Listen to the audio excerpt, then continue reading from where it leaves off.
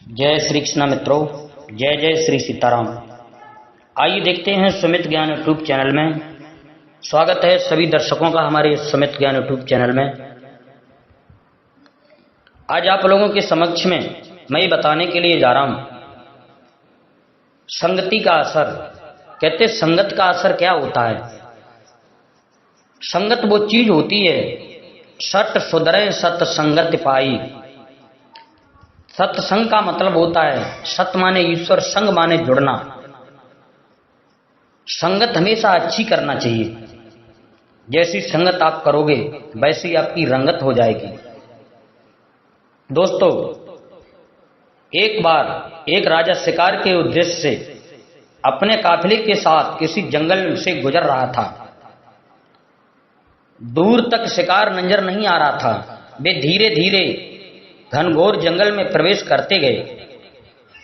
अभी कुछ ही दूर गए थे कि उन्हें कुछ डाकुओं के छिपने की जगह दिखाई दी। जैसे ही वे उसके पास पहुंचे कि पास के पेड़ पर बैठा तोता बोल पड़ा।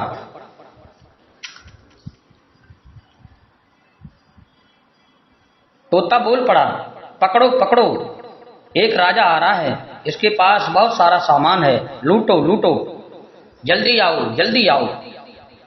राजा को उसने वहां ठहरने नहीं दिया। पेड़ पर बैठा तोता, तोते की आवाज सुनकर सभी डाकू राजा की ओर दौड़ पड़े और डाकुओं को अपनी ओर आते देखकर राजा और उसके सैनिक दौड़कर भाग खड़े हुए। भागते भागते कोसों दूर निकल गए। सामने एक बड़ा सा पेड़ दिखाई दिया।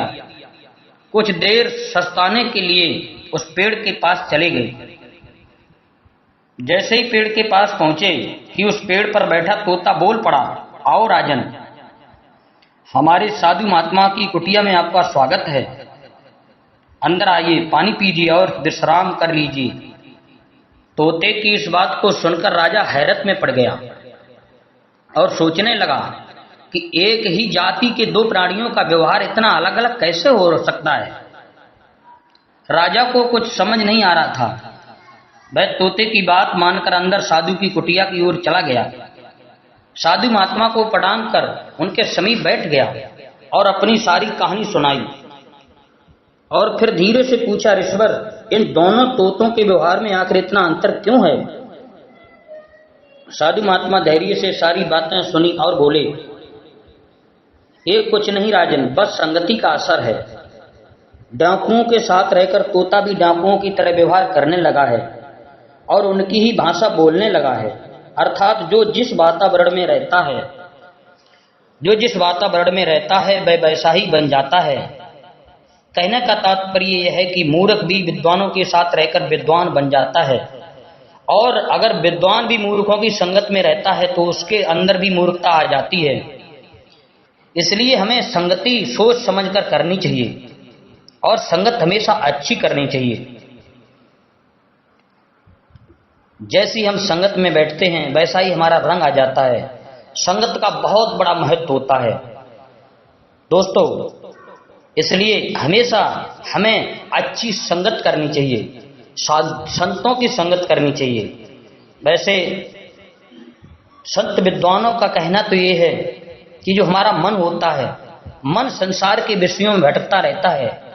हम अपने मन को हमेशा आत्मा की संगत में बैठा लें, ईश्वर की चर्चा करें, ईश्वर की बातें करें, जिससे हमारा मन भगवान की भक्ति में रमे। तन को योगी सब करें, मन का बिरला कोय, और जो मन को योगी करे बस वो योगी होए। दाढ़ी मूछ मुड़ाए के बन गया घोटम घोट, और मन को क्यों नहीं मोड़ता, क्योंकि इसी में भरा है कोट। मन के हारे हार है, मन के जीते जीत, मने मिलावे राम से, मन ही करे फजीत। मन के मारे बन गए बन तज बस्ती माए, लेकिन ये मन लालची ये कहूं ठहरे नाए। ये तो गति है अटपटी झटपट लखेन कोय, और जब मन की खटपट मिटे तो झटपट दर्शन होय। जय श्री कृष्णा मित्रों, जय जय श्री सीताराम। हमारे चैनल को सब्सक्राइब करें, लाइक करें, और भी ज्ञानवर्धक वीडियो इसी प्रकार सुनते रहें, पाते रहें। जय श्री कृष्णा, जय जय श्री सीताराम।